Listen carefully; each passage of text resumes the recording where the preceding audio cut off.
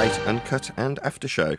I'm your host Nathan Oakley, and if you are new to this channel, or you've not done so already, then be sure to subscribe. Hit the bell notification icon and join button if you'd like to become a Nathan Oakley 1980 channel member and keep up to date with the Flat Earth debate.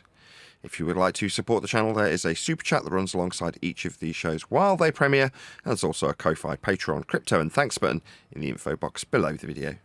Speaking of Patrons, I'm going to do a quick shout out to all of you who do support me on Patreon. So, a massive shout of thanks and appreciation to Smith Tools and Purchase, Level Playing Poem, Vitaly Z, Colton James, BG, Survive the Spin, FE Patriot, Thomas van der Zander, Measured Flat, Chris Wouters, Sea Level Cultist, Mitch Kennedy, Rod, The Name's Burley, Twad Wazzle, Jason Hornsby, J Mel's 24, Unamento, Iron 26, Endless, Golden McKinnon, Retro Bill, John Kays, Patrick Gunnels, Banter, Hairy Blade, Mobile Mac 777, Rob W, Del West Watson, Unbelievable Productions, Blue Ridge Ranger, Abraham Mohammed, Skeptic 936, Texas Mike, Chow Young Cat, David Wayne Foster, and Dank.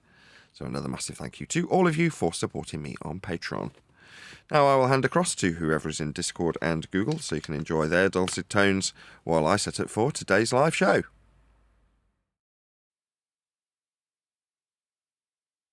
Good morning.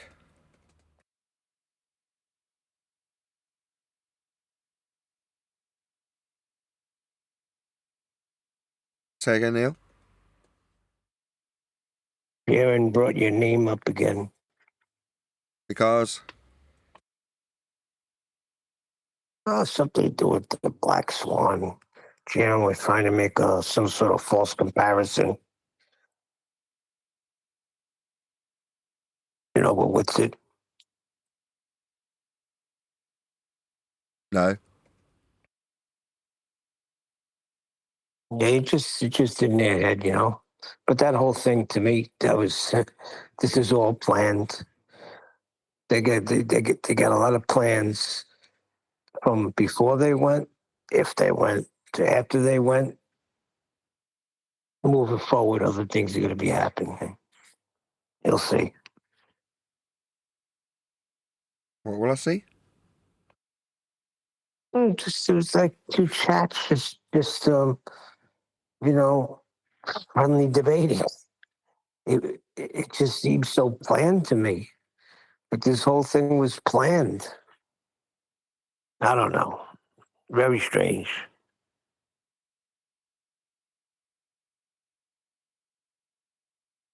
Almost like they were here for the purposes of leading people astray. I don't know. Watching it unfold. Who knows what the next move is? Oh, we do know it's the Etheric summit. That's the next thing. I mean, you had to pay $60 to watch that debate live.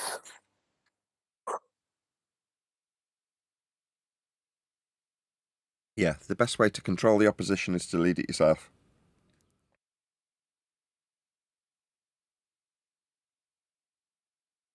And what's it? When he wants to, he could be right on point, but then he starts turning into an enabler. He never locks it down about measuring Earth flat, you know?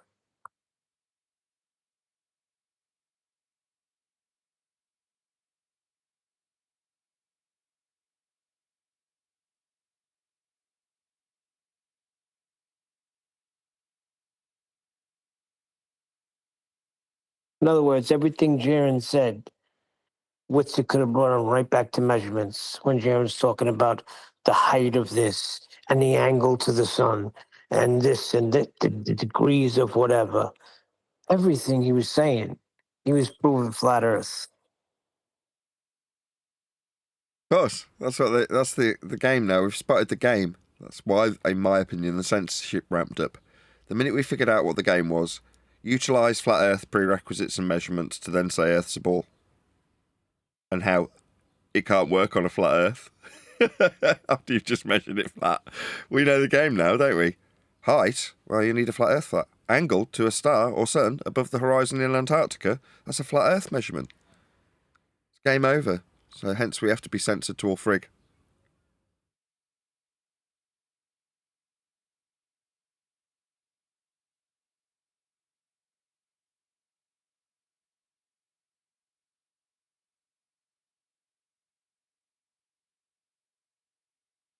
You need lots of people out on the circuit letting flat earthers know how to argue for Earth not being a ball. Yeah, exactly. You got it.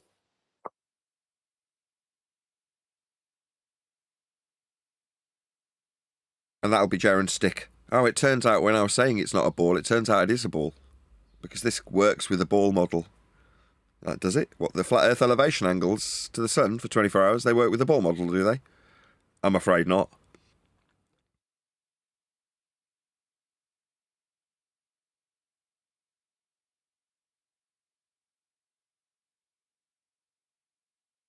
Yeah, it was a constant affirmative consequent and false dilemma. It was that's all Jaron was doing, basically. Comparing models like we have a model on either side. Yeah, like I say, Neil, that's the game.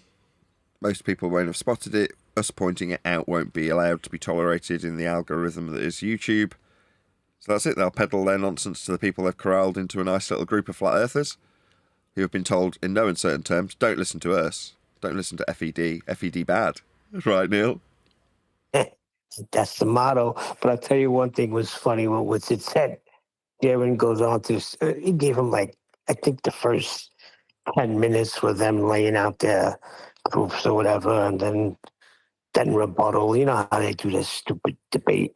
So during that, Jared said that he took the trip to Antarctica and came back and studied it, for 6 months, and then came to the conclusion that it was a ball.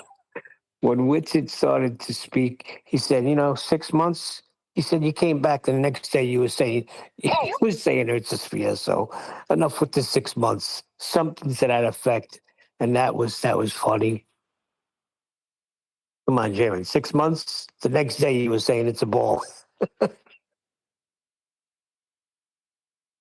And why the discrepancy? There's been some ponderance. And there's some ponderance. If you instantly know because you've seen the sun in Antarctica, then you instantly know. If that's the rhetoric, then fine. I don't care either way. But so long as it is either way, right? Not, oh well, I knew instantly 6 months later. You just sound like a liar. Exactly.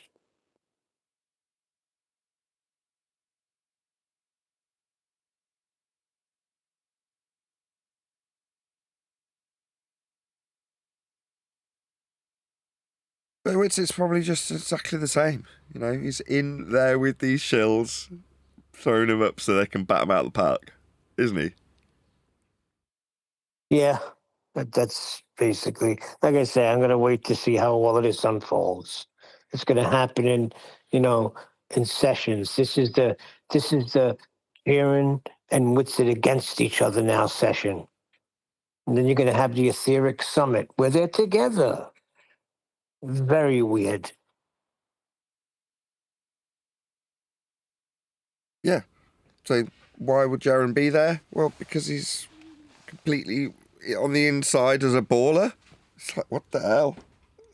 If it's not obvious to everybody who's going, what you're paying to go listen to Jaron tell you it's a ball at the Flat Earth Convention, are you? How interesting.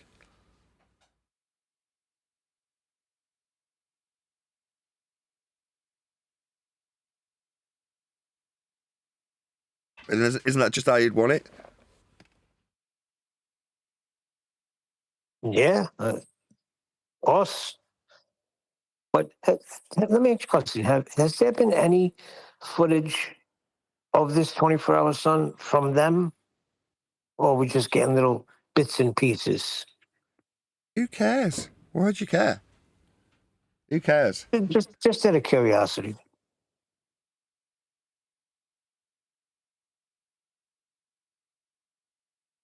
We know how every example that they will lay out in terms of measurements will be with respect to a flat plane. There are no exceptions. If they're faking the sun, I don't care. Faking the measurement of a flat Earth with respect to the sun above the horizon for 24 hours, okay. I don't know why you'd want to fake that, but it's flat Earth proof anyway. Fake or real, the measurement is the measurement of the sun above the horizon. If your sun above your horizon when you measure Earth flat with it is a fake sun above your flat horizon, that's your bad. It's not my problem. Every other sun that's ever measured ever that's not fake will still be measured on a flat plane. So who cares?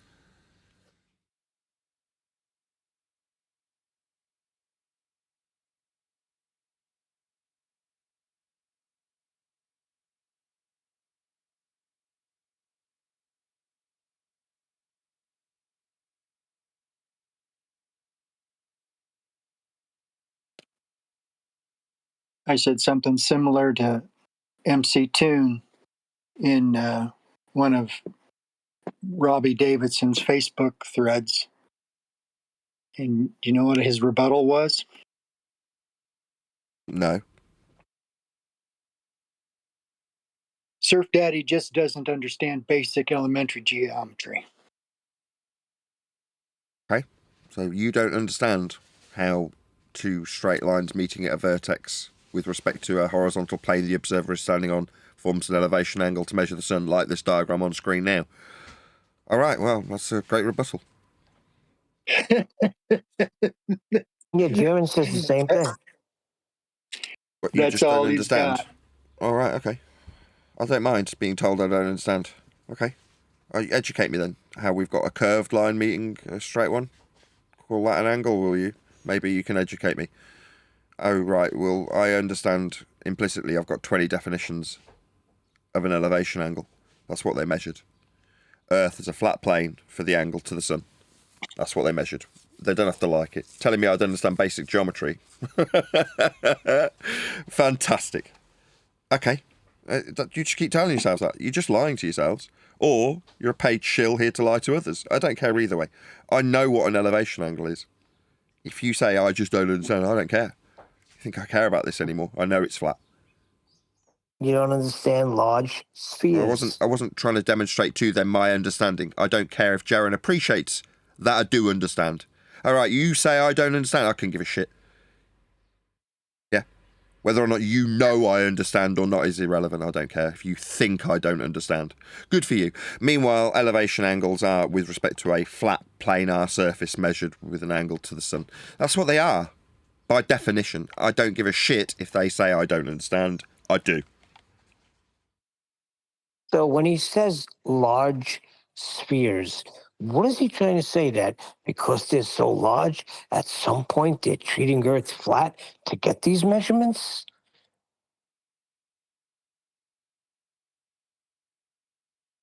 You don't understand that there are no flat surfaces on a sphere. The whole on a sphere bit, why are you adding that in? It's irrelevant to us.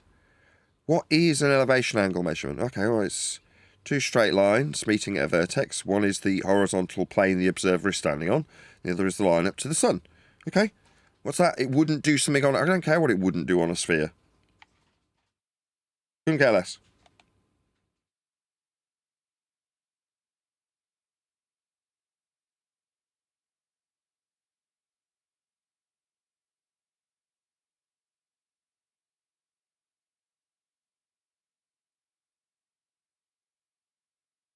Well, you can't get an elevation angle off a curved surface. That's the large sphere he's talking about. Yeah.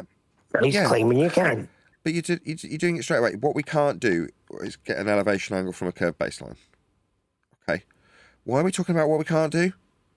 Who cares what we can't do?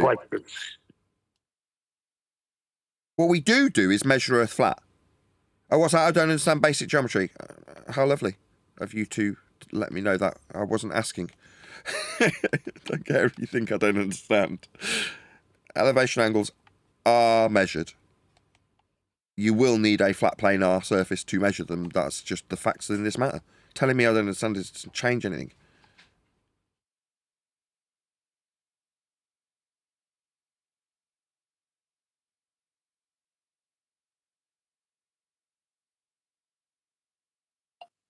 Yeah, it's pretty basic when you think about it, right?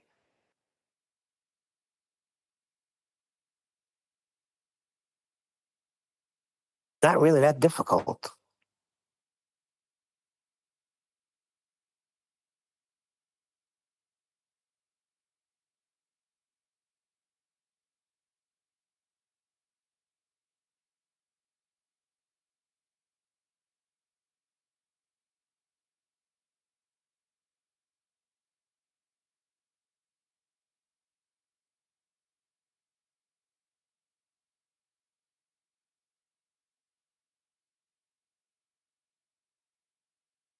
just there's always been this inference that somehow whether or not I appreciate something is relevant to the subject.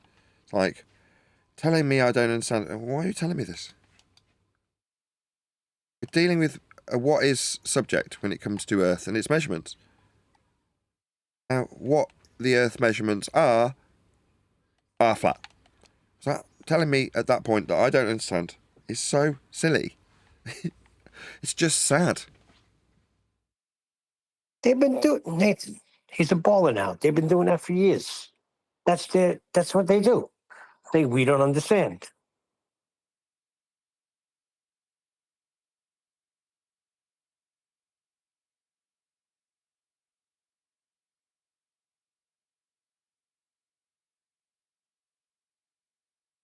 Well, what was funny though is the beginning of Jaron's whole spiel was him whining, crying like a little baby, how everybody went against him, and all he was doing is just bringing the truth. And I thought other flat earthers would appreciate that I'm bringing them the truth. This is what we all wanted for years, right? No. I mean, what truth is he offering? I mean, I didn't listen to this, so tell me what was the truth he offered exactly? That there was a 24-hour sun in Antarctica, which proves that Earth is a ball. Because everything, all observations of the sun show that Earth is a sphere. The observations that we measure the sun flat with? Like what? You have a look at it and you're saying the observation says Earth's a sphere? No, it does not. Every description of that observation will take place with respect to flat Earth directionality, south. How does this prove anything to do with being ball-shaped? Nathan, because he's holding up two models.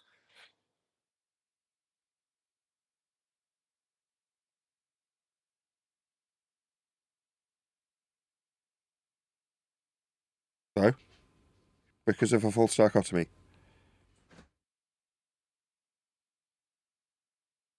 Well, to him, there's a flat Earth model and a spherical model, and all observations of the sun only fit on this ball. Now you're going to have to go back to the drawing board to make it fit on this flat Earth model that we don't have. When he held up those models, did he actually hold up any models? Of course not. That's what makes it all the more silly. He knows.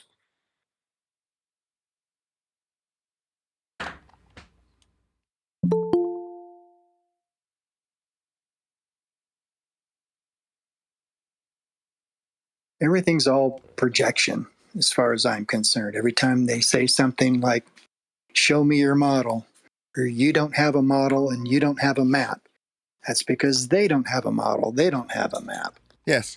And they're just getting out in front of it and projecting everything that they're afraid of and they're concerned about on to us, and getting out ahead of the game so that flat earthers who aren't good at debating have to defend or make explanations for every single thing that they're projecting.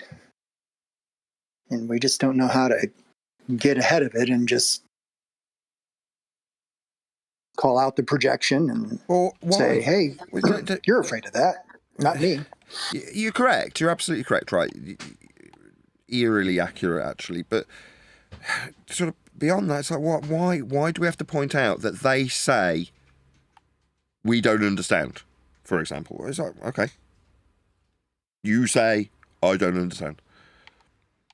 Do I have to concern myself with proving that I do to this tosser that's deluded, that is sharing his pain and, like you say, projecting his ignorance onto us and getting ahead of us in this game that I don't want to play? No, and that's the whole thing. And that's what was frustrating me. All Witch had to do was keep going back to the measurements, no matter what he said. Just go right back to the measurements that he's measuring himself.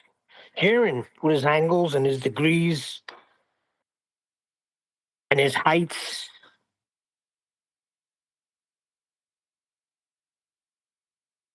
Tell me I don't understand. Height. Okay. Well, great job. You say I don't understand how heights are measured. I do.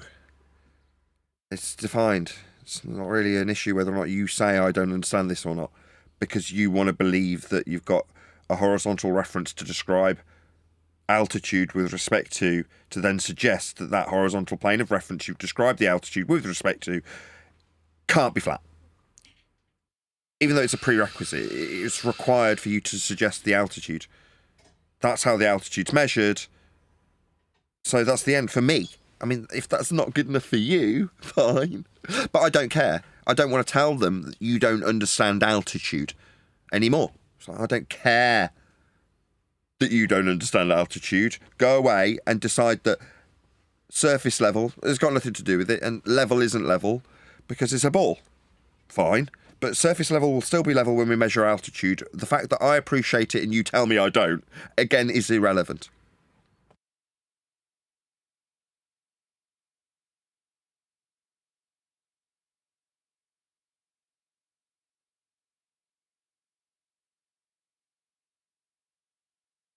I know. What's this? Go on, Neil. Sorry. I was saying, what's this that they went, and this is something that officers desired, to go to Antarctica and view this 24-hour sun. I never did. What is this nonsense that they're talking about? I mean, they suggest that they've got that evidence, and if they do, then fine. We're measuring the elevation angle of the sun with respect to a horizontal plane of reference for 24 hours or more. Great. Still measuring Earth flat, though. What's that? I don't understand geometry. Okay, fine. No worries. On with your day. If that's the answer, I don't understand is the answer. Because whether or not I understand this is relevant to you. Yeah? That's my point. They think that whether or not I understand this is relevant to them. And they're mistaken, aren't they? Yes, indeed. So then you've got to ask yourself, why do you care about my comprehension in this regard? It's because you're worried about your comprehension in this regard, and you need to project that onto me. That's what's really going on. We figured that out too. Yeah, that's it. You hit it right in the head. Yeah. It's like, what are you worried about, Jaron?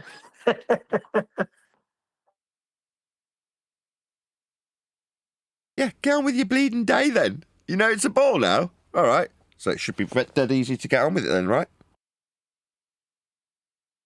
Off you go. Off you pop. What direction you're travelling in? South? You'll need a flat earth for it.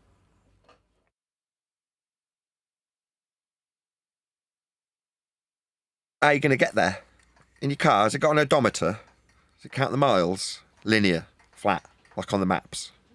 Yeah? Like measurements of distances. Flat. What's that? I don't understand miles. You're still here, dickhead, aren't you? I wonder why. Me, I've got an excuse, right? I know Earth's flat, and that is the subject matter of a show that I run on YouTube. I'm an actor, a performer, an entertainer. That's what I'm doing, right? Producing my YouTube videos to keep people occupied. And the subject matter we cover is flat Earth. Highly controversial, extremely evocative subject that it is. Fantastic.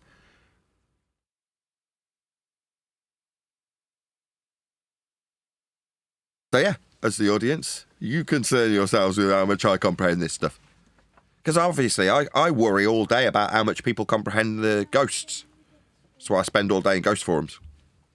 Really worried about how much they comprehend ghosts. Or the lack thereof. I mean, pick your poison, I don't care which. What about Bigfoot? Yeah, I spend a lot of time worrying about them not understanding nature.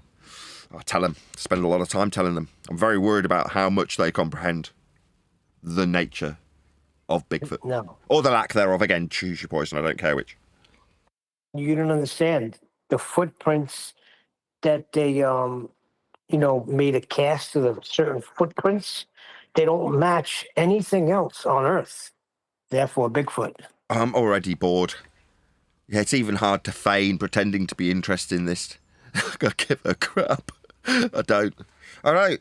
Therefore, I don't hang around Bigfoot forums because I don't care. What's that? You need me? Let's think of an example. McToon to appreciate and concern myself with just how Earth is a ball. Why? Why do you worry about me? Little old me? I mean, what, you're on the different side of the pond to me, right? Why do you care about little old me? Oh, it's blessed. It's projection in it. It's like we were just discussing a minute ago. Oh, how sweet.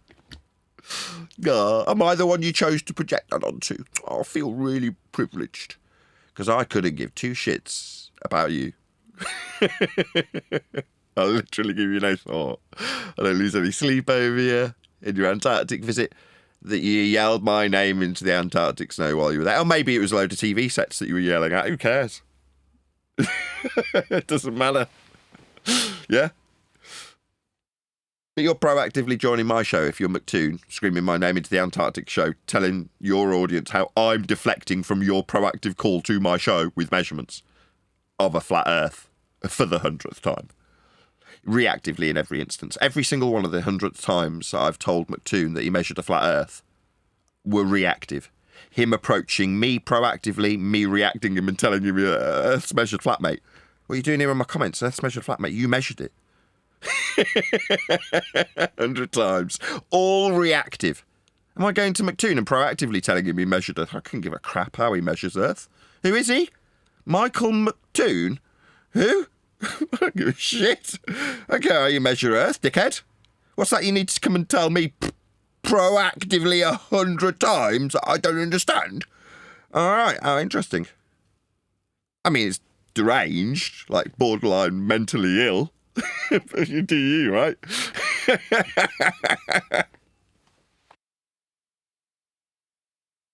Speaking of mentally ill, did anyone happen to cross over and hear about Craig's debate with a Stephen Alonso the other day? I did become female for a time, and I don't believe I did watch that debate, so yes and no, I suppose. I see what you did there. I was laughing at your joke. Did you say you did or didn't? I did not. Oh, okay. Well, it's just as well. And call me Susan, please. But okay, Susan. I think if anyone does cross it, it's actually absolutely intolerable to even watch. And it's Craig versus Stephen Alonso, who is a self-proclaimed flat Earth expert. And is he? Let's get that out of the way first. Does he know his stuff? Oh, absolutely not. He's in the feast of nonsense, and he is absolutely out there. He's about as out there. He's more out there than Whitsitt. Plus, he's a liar, and Craig's rightly so spent most of the debate pointing out how much of a liar Alonso is. He's actually probably, as far as I'm concerned, probably one of the worst shills there is. Worse than David Weiss. But that's what it's come down to. You got a link to that? I don't mind giving Craig praise. If there's like a crossover where someone like Craig points out, I know you're not saying it's David Weiss, but if it was, then I'd be all for that, right? Because we spend as much time pointing out criticisms of our own as we do the flurfs. And if one of the glurfs, in this case Craig, is doing a similar thing, it'd be nice to actually pass on some praise for that, if you know what I mean. Now, you're saying it's intolerable. I don't know what the other reasons may be. If that's the reason that what Craig's getting the upper hand of a flat earther, I don't mind watching that. It sounds quite entertaining to me. Yes and no. Mainly because, I've had personal run-ins with Alonzo, and he's not a flat earther as far as I'm concerned. He's kind of piggybacked onto the TFE stuff and created a computer model that shows that the 24-hour sun is possible with dome refraction science that he talks about. He's got something he calls Flat Earth University, and he's selling a book, like a textbook. It's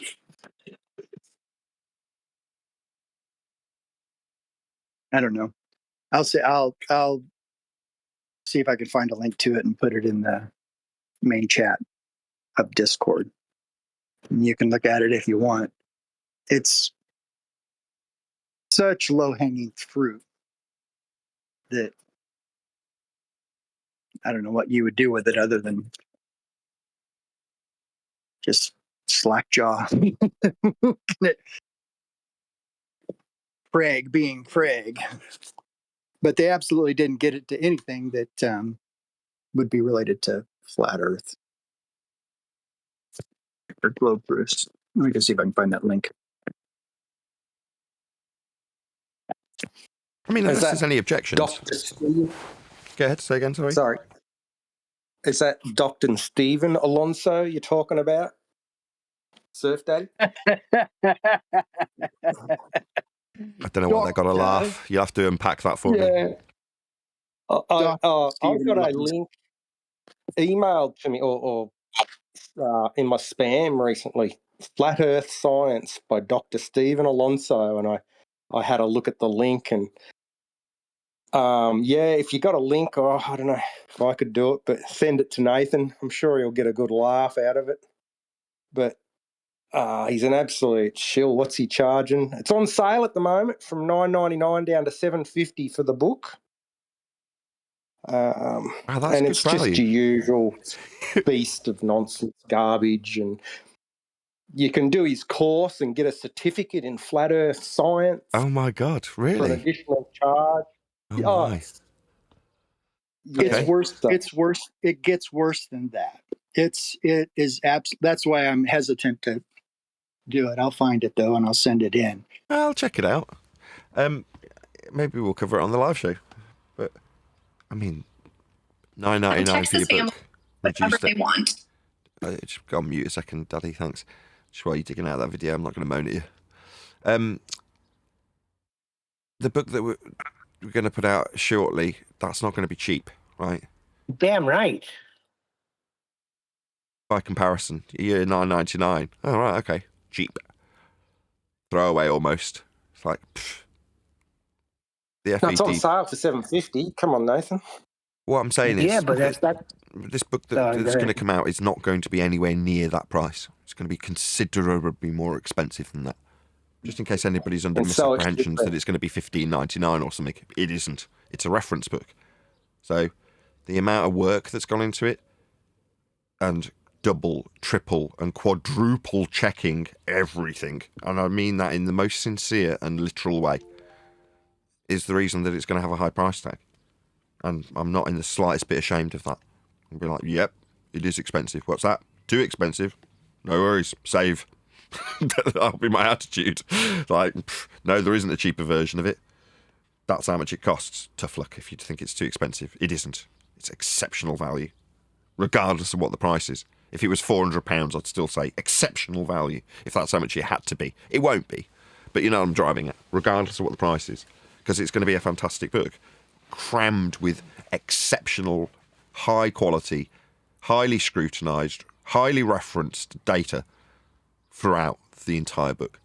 So the standard is as high as it gets, and the value on offer will be extremely high regardless of what the price is. You get what you pay for. Yeah, and right? it won't be reduced. It will be a price that will be dictated by how much it costs to distribute or produce a book because that's what it will cost. Versus, well, now that's like yesterday's news, so that can go out cheap. Like, no, it'll get set. The price will get set, and that'll be it. It'll be that price for this reference book. Like, how much does it cost? And it's like in 20 years, when it is still on sale and still will be selling, it's like, well, now it costs a little bit more because things are more expensive. That's how it'll be. But it'll never be a thing that's on sale. It's a reference book.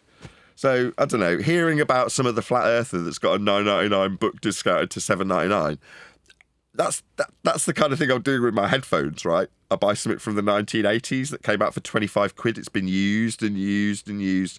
And then I see if I can scrape it up for £1, sell it for 5 quid, right? That's what I'm doing just to keep my head above water while we produce something that's highly polished. Yeah? Totally different end of the scale. But his book, I don't even know who this guy is, but it's like fish wrapping, isn't it? What we used to say about newspaper. It's just fish wrapper.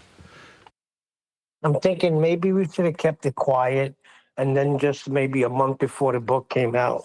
Because now it seems, I don't know, it could be conspiratorial minded that all of these nonsense books are coming out at a very cheap rate. Doesn't matter. You know? Doesn't to knock matter. your value down. Doesn't matter. There's thousands of books. There's already hundreds of flat Earth books. I've seen them.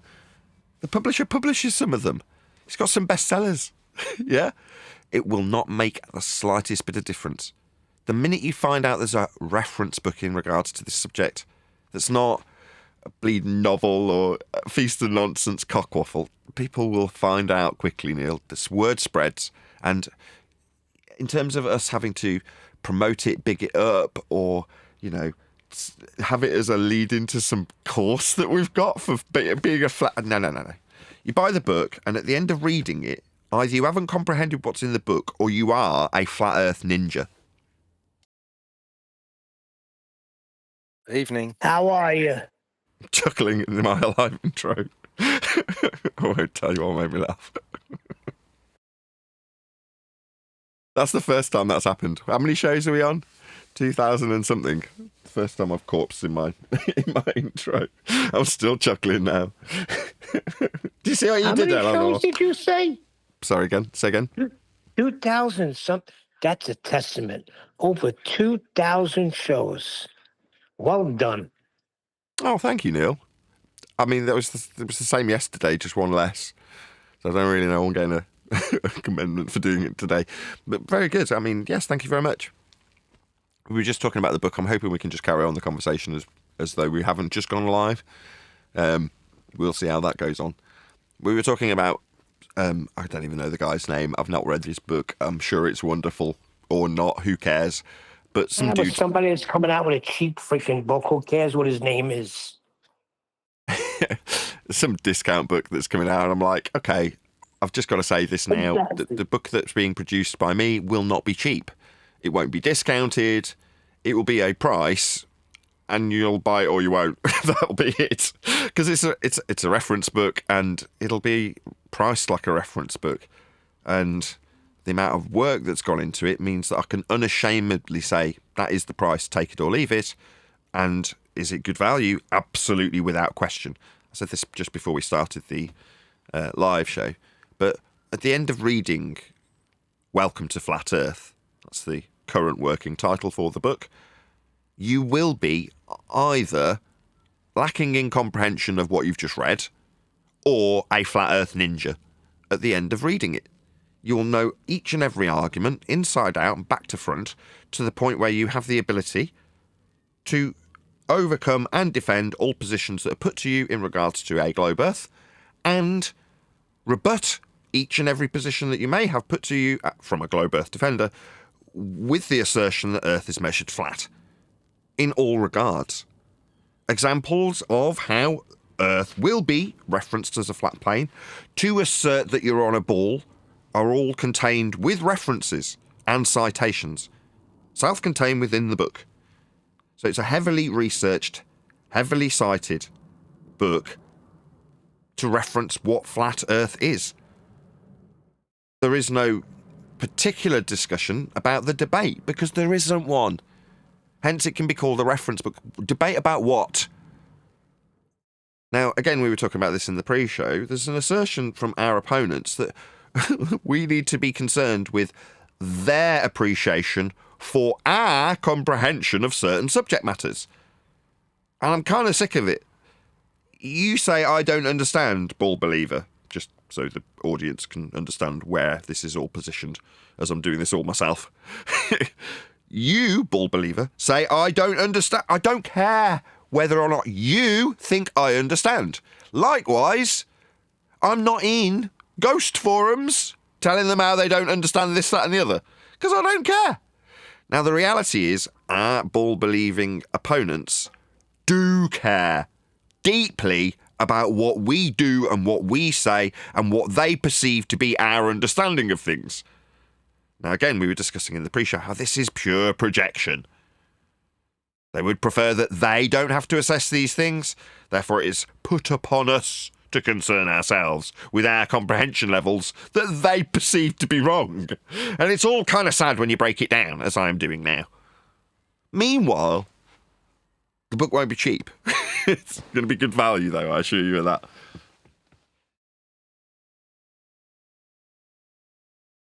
Was everybody in the live audience aware that the book has had a change of working title? So up until now, we were, again, discussing in the pre-show whether or not we should have just kept stum about the book and then, when ready, launched it. Now, I didn't get a chance to deliver my absolutely negative response in that regard. I completely disagree. At the point that we were about halfway through was where we started publishing it, or publicising the fact that there'd be a book, because I thought at the process point then, halfway through, we'd be publishing it. But we were really only halfway through. Now, I didn't know that, but having a build-up and people seeing the other half and what we've been doing, I occasionally put out the process on members-only videos. People have seen the spit and polish that's going into the book. They can take heed of how tedious it is to do when I publish that sort of stuff. I'm sure if you're one of my members, you're nodding along, going, yes, quite often we listen to the members-only videos where you're editing the book, and it is quite tedious. For everyone involved, you as a member of the audience just watching from the outside in, Neil sat in a similar position but on the inside, or me watching it happen with limited control while we're at this stage, and batting off people like Neil, also Brian, who would suggest that the book isn't mine anymore because of the stage we're at. So that is also a stressful thing that I have to do currently. It's what friends give you. They're very supportive. Bastards. I kind of more defend it. Brian really gets on you. I'll throw a couple of digs in here and there just to break your chops. Well, one was funny. I said it yesterday when you were like, I was talking about getting a voice actor because somebody offered. Someone was like, I'm a voice actor, you want me to read it? Well, hell yeah. Yes, please, because I can get a voice version out or a spoken version out alongside the written version, which is ideal. And it'll take me an eternity to do. I'm not a voice actor. So yes, I was like, that would be wonderful. And then I told people in the chat, by the way, there'll be somebody who reads it, and brilliant. That means that I can then take my time over producing the author-read version. And Neil was like, yeah, they'll have to wait for the author-read version by Adam and QE. Oh, I did that in chat the other day. I didn't even think you caught that. Yeah, I caught it. Oh, boy. I went and told my wife, I'm like, look, that chain is not mine. Well, but that's a good idea. You said that somebody else wanted to read it, and then they could have the author's version. That's more revenue streams, yeah. No. I love how you phrase it. Someone else said they want to read it. No, let's get it clear. Somebody offered their usually highly paid service to me for free. This person makes their living doing that, and they've said, I typically do this for a living, meaning I would charge the big bucks for this. For you, it will be free. That's how it is in reality. Now, that isn't how they put it to me, obviously. Somebody in this social circle, a flat earth debate wouldn't be so crass. This particular individual is definitely not crass. They were very subtle and very polite and, almost made it feel like they were privileged when they're offering me a highly paid service for nothing. You know what I mean? So, I'm surrounded by lovely people, and when they tentatively approach me to offer me a service for free, they do it in the kindest and politest possible way, because people around me, generally speaking, are lovely. It's a really weird life when you think about it, because on the one hand, it's a life of extremes. You've got a group of people who would, I don't know how to figuratively put this, but would rather see me dead. I mean, would hope I would be hit by a bus. And on the other end of the same extreme, right, the other scale with the same people, they're in the same community, right? They're just watching the same videos. They want to help me out in ways that are detrimental to themselves and their own, not well-being, but their own ability to earn money in a given time period in this example, right? That's how much people are willing to help me as an individual. It's to the point where it is like you often can't, you lose the ability to speak, you lose words because you can't quite believe how good people are to you. Yeah? Very touching, gives you goosebumps often. Yeah, that's the community I'm in. A community of vastly different extremes, bizarre that it is.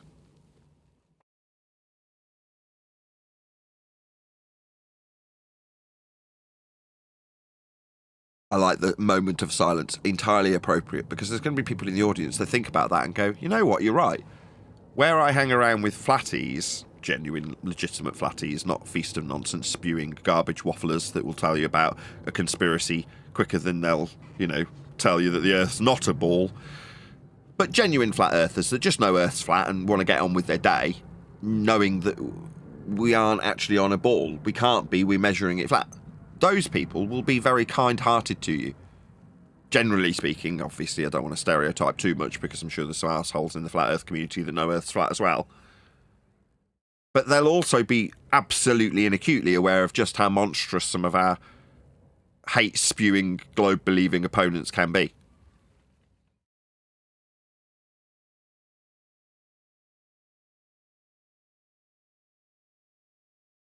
"47 people watching. Please share the show if you've just got here. We've only just started 10 minutes ago, but it's nice to see some half-decent numbers 10 minutes into the live show starting. I don't actually have anything lined up to cover, although we might be covering Fight the Flat Earth, Craig. I don't know, did somebody send that link via Teams? Maybe we'll cover that. We should do some housekeeping. It's still early enough in the show. Any scientific evidence? Go ahead. I put that link in the main chat. Did anybody grab it and put it in? I'll put a link for the university, Flat Earth University, into the main text chat. Yeah, neither of them would reach me. Yeah, that's all I can do with it. Yeah, fair enough. Hopefully somebody will vet it and put it under my nose. I don't go in that bit. It looks bad, actually. It looks like I'm shilling for it because it's got put a link in there under my name. No, I get it. You disclaimed it in the pre-show. But I know what you're saying. Out of context, you just see something in the live stream chat or whatever it's called. I don't go in that bit of the peanut gallery. Like I say, someone would have to dig it out and shove it in my private Teams feed for me to actually put it in. I'll go. Oh, thank you, Neil. See how subtly that was done. Well done, thank you, Neil. Oh, that's kind of you. Saves me going in the peanut gallery, as I call it. Yeah, 52 people watching. Yeah, please share the show if you've not done so already. Smash that share button. The only reason we have got 52 people watching, 10 or 15 minutes into the live show starting, is because there's people smashing the share button. I can tell just by the numbers. So somebody's enjoying what we're talking about and has already shared the show. So thank you very much if you are that person. And if you're not, please share the show. There's only a couple of clicks and you can stick it on your favourite forum, be it Skype or Bebo, MySpace, whatever it is you're using. Just stick it on there and share it out. Big thanks to all who shared already. So, any scientific evidence of gravity?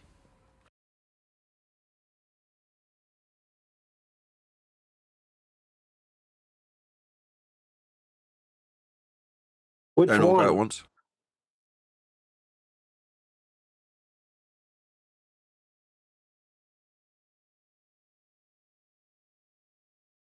It's all gone very quiet while I'm loading up a video, which is just when I don't want it to be. But there we go. I said which one? You said any scientific gravity. Well, there are about 5 from last I heard, maybe more. Which one are you asking for scientific proof of? I don't know, but why have I been sent to the Flat Earth University? It's just a web page. I thought it'd be a video. What use is this? I don't know. That's what was in main text chat. That's where they said to go, right? Oh, okay. No, look up what I sent. Surf Daddy sent. It should be a YouTube. Should say FTFE Okay. versus Dr. All right, give me a Stephen second. Alonso. Yeah, I think this was sent by that Daz shill. Yeah. Yeah, that was me. I want you to buy it. You're trying to feast that's all us, I could. That's feast all us I had a nonsense, link huh? to. That garbage. Yeah. Just garbage waffle, feast and nonsense. What's going on? Come on, it's only $7.50. That's Well, what it, that is a good does show what Stephen Alonso is doing. That's his thing. Flat Earth University. He has textbooks and a curricula and an app and everything. So that's a valuable link for a little background. But yeah, Daz is kind of sus. it's sus, yeah. Okay, well, we've got a link to a video now. Anybody got any timestamps on this? It's 3 hours old long. Is it 2 or 3? Long. Anybody? Don't worry, if not, we'll have to scan through it. Okay, well, let's share the love. Okay, this is Craig McNeil. I think he's changed his channel name. Used to be Fight the Flat Earth. Formerly Fight the Flat Earth, Craig McNeil channel. Please let him know. At Nathan Oakley 1980 sent me with a polite comment. That's to say, something that doesn't immediately get removed by the YouTube algorithmic bots or indeed by the videographer, in this case, Craig McNeil himself. Just letting him know. At Nathan Oakley 1980 sent me with a polite-ish comment. So you can have the fact that we have covered his video alluded to him. Now, based on what I was told in the pre-show about this, we might actually be semi-complimentary to Craig in this. We'll see how it goes. I'm not going to promise anything. Let's just bring up my chat on screen so you can actually see that I've posted a link to this. Just give me 1 second.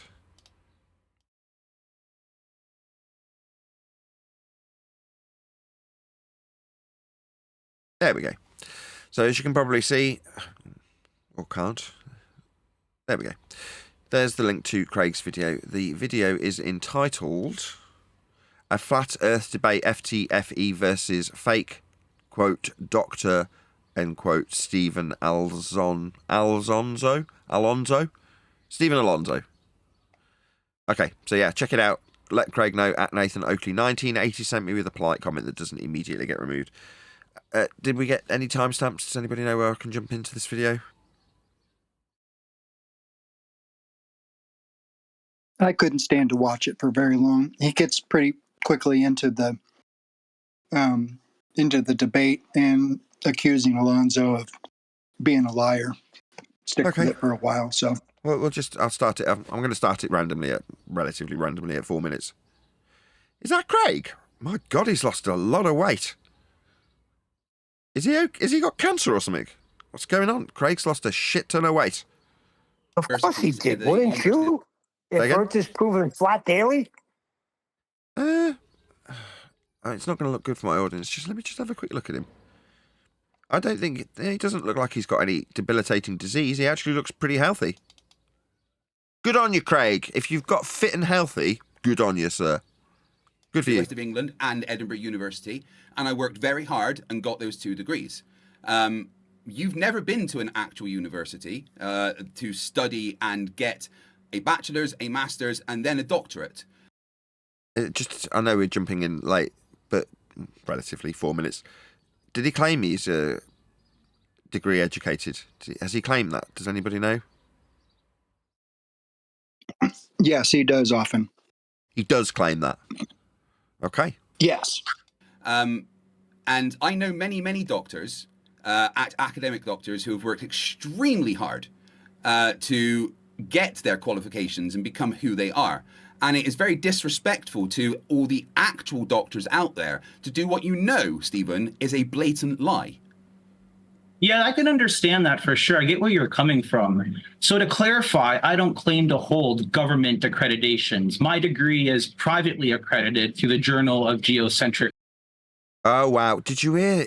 Can you hear in his voice? I hate to do it because maybe people get annoyed with me pointing these little details out that are subtle audio cues to me.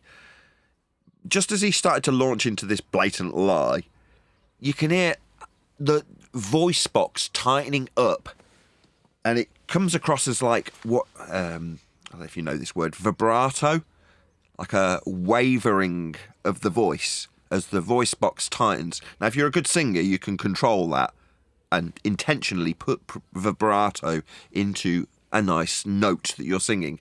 In this case, that is not what's occurring. His throat's tightening up as he lies, and you can hear it. Just listen.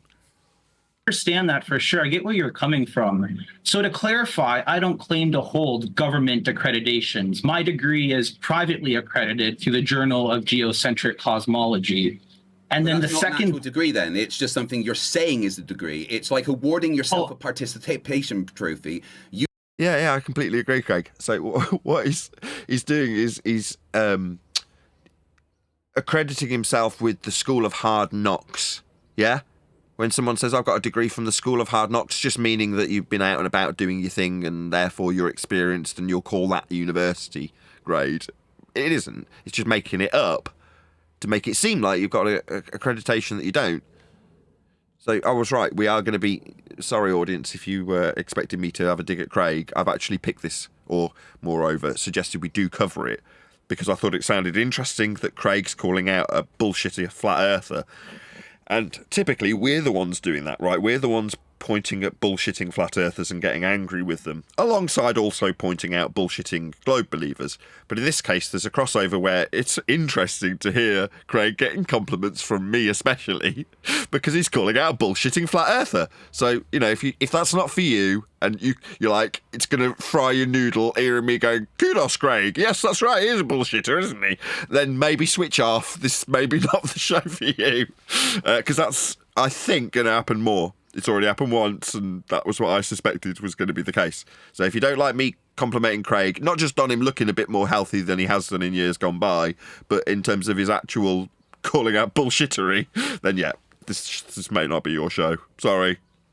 You do not have the academic accreditation to award any titles. You do not have the ability to award yourself a doctorate, to call yourself a doctor. That is an official title that you are co-opting and taking when you have not earned it, and it is yeah, I completely agree. I mean, we would have the same exact criticism of Professor Dave, who's not a professor, Greg.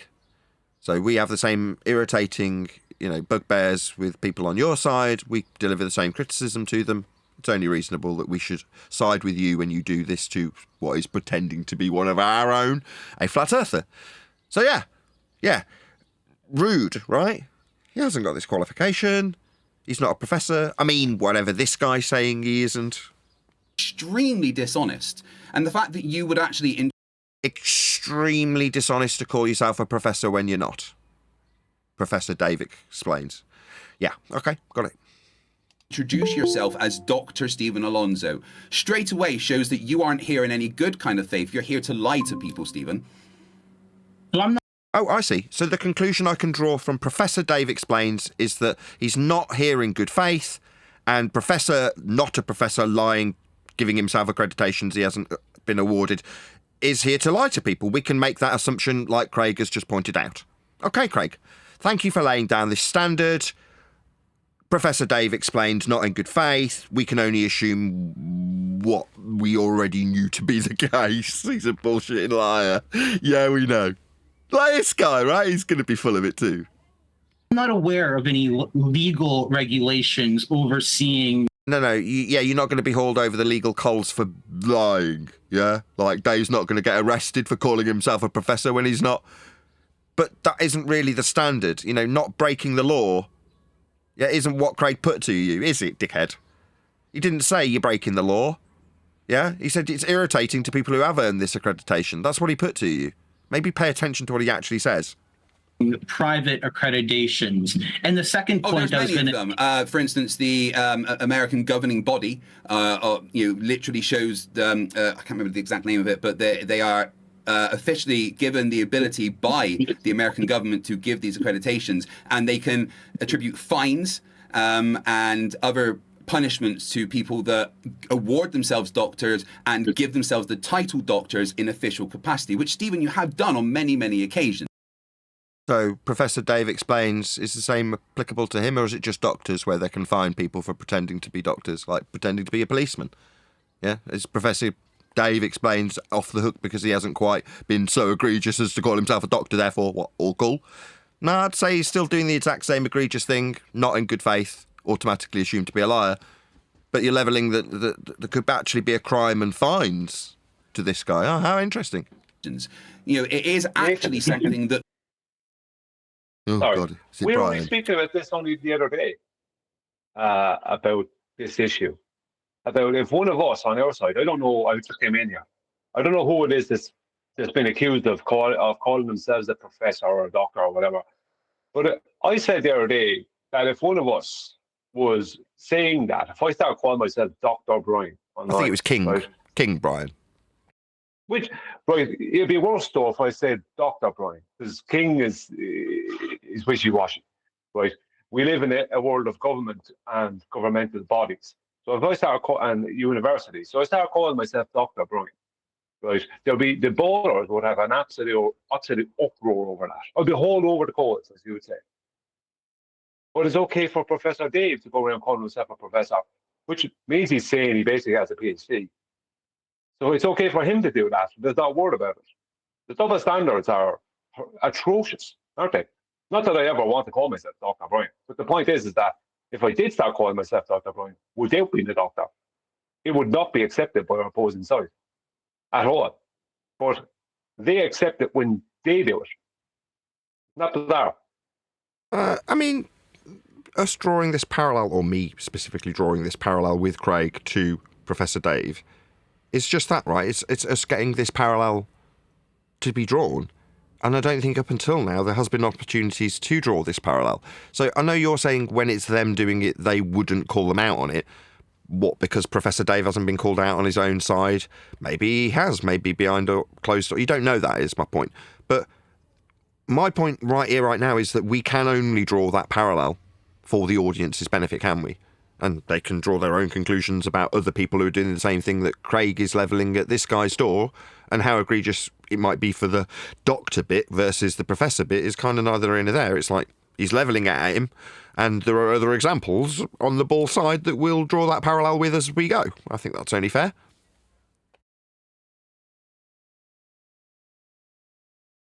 Anything else, or should I press play? That could That was get you pretty into wishy-washy. legal trouble. So So, You calling me That was wishy-washy? pretty- Cheeky That bastard. was wishy-washy. That was vague. It's like, no, they're not calling a professor Dave. Because for being not a professor. They're not doing that. They're quite happy to refer to him as Professor Dave. They're not doing that. They're not doing it in the background. They're not doing it at all. And have you called this guy out? I don't know who he is. It doesn't matter. And does Dave know who Professor does Craig know who Professor Dave is? Absolutely, he does. How do you know that? Are you for real? That Craig McNeil doesn't know who Dave Come on, Farina. Nathan. We're all in Come the on. same arena. I'm You done. say I'm it done. yourself. I'm done. Look, I'm just saying, right, I want to start from a level playing field where I don't make any assumptions about what's going on. I can only draw the parallels as they present themselves, and that's what I'm doing. Along with unboxing a microphone. Nathan, we're all a part of the same arena, right? Whether we like it or not, we're in this little cesspool, all right? So he knows about Professor Dave, and I don't even know, does Simon Dan claim to be something? So they got to hold them too if they're going to hold this guy. I don't know if you call being a Simon being a claim of something. We just deal with what's on the screen right now and nothing else, if that's okay with you. Right, Simon, that was yesterday. I asked a question. I said, I don't know if he is. So I find it extremely disrespectful. And the thing is, Stephen, I don't want to harp on this, but I want you to know that I know and that everybody else knows that you are a liar. So the second point I was going to say, does it matter the field? For example, my Yes. doctorate degree is in geocentric cosmology. I'm There's not no claiming such that thing. You've made that up. science. Let's be clear. Yeah, I get this criticism, right? So, sorry, Craig. It's one of them where you just need to let him hang himself now. Pot, kettle, yeah, I do this all the time. So you're rumpusing him while he digs his grave, because what he started saying was something like, I've got a degree in geocentric made-up bullshit. That's what I started to hear before you started finding it egregious. And I don't blame you, because what you're hearing is him try and justify his bullshittery, right? And it's offensive to you, Craig. I get it. But I get this criticism, so I'm going to level it at you. So it's not like I'm giving you a criticism that I don't have to endure. Let him hang himself. Would anybody disagree with that? In the nicest possible way to my opponent, Craig, here. No, let him hang himself.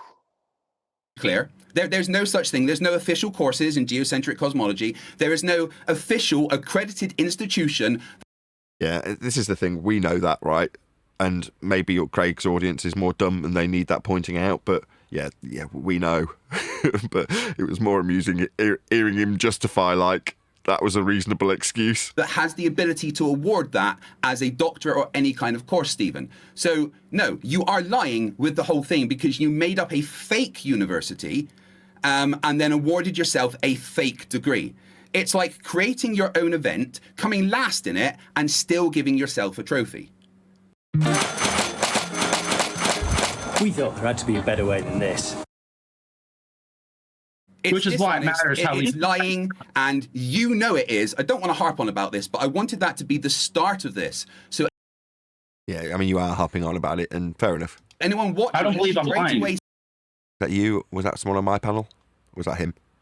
Sees that you, Stephen, you are only here to lie to people. You've started with a lie, and everybody knows that it's a lie, and we fully expect you to continue with lies. So I just wanted you to. I do understand where you're coming from, for sure. I would hope no one would feel they're competing against me when my field is... No, don't. Oh, wanker. I mean, this is what we have to deal with. This is really interesting, isn't it? This is how ballers deal with us. He's pissing down Craig's back now, isn't he? That's how we would describe it when a baller does that to us. It gets worse. Alonzo's really good about staying mellow. I'll give him that credit. I also think I heard firsthand from him that he got paid $300 for this debate. So there's that. But he's really good at just being mellow and saying, I understand where you're coming from, man, and then moving on. So that's the only credit I'll give him. And Craig is just likes hearing himself appeal to his own incredulity. If he'd let Alonzo talk, then he would have definitely gotten a chance to hang him in the end after he talks about all of his BS. But his interruptions just helped move on things to another part. When this section is done at 12:50, they get to an actual flat Earth kind of concept. But why you're a flat earther and what evidence you have for your case. Yeah, so I guess I will yield you the floor for the next 5 minutes, okay? Yeah, I can give a quick little 5-minute overview. So I guess growing up, I was taught the standard heliocentric globe model and never really got exposed to anything else. So your opener as a flat earther is to tell us how you got taught the globe model. Poor start. Once I got older and started... Just got to overcome this shit. Sorry, audience, for interrupting immediately. Earth's measured flat. Why am I a flat earther? That's how Earth start with, in every single respect. If you want to believe you're on a ball, as you've opened with that, point out how the ball requires flat Earth prerequisites to be measured to create it. Not just tell us how you were trained in being a ball. Yeah, wow, that's not really unique or fascinating. So maybe open, if you're a flat earther, I speak to my audience in general, and you're in this position, then open with Earth being measured flat. Because it is, for everyone, always. Open with how you were trained in something that isn't what you're being asked. Why flat Earth? Because it's measured that way. Simple. Started studying... You just say agreed? Yeah, I agree with that, because you could always go into your testimony after, but lay it down. Lay down the evidence. Shoot him with the silver bullet. globe science as well. For example, how does a solar eclipse work? Not a lot of people are aware of this, but in the standard high school, we only have a very brief overview of cosmology. So it's very easy to fall for the mainstream understanding. And once I got a What mainstream understanding would that be? We've got cyclical motion of the lights in the sky tracked with respect to the angle measurements taken from a flat plane. Now, whether or not that's converted into heliocentrism as you've launched in that as your starting point. So is this guy a flat earther, did you say? Doesn't seem like it. Yeah.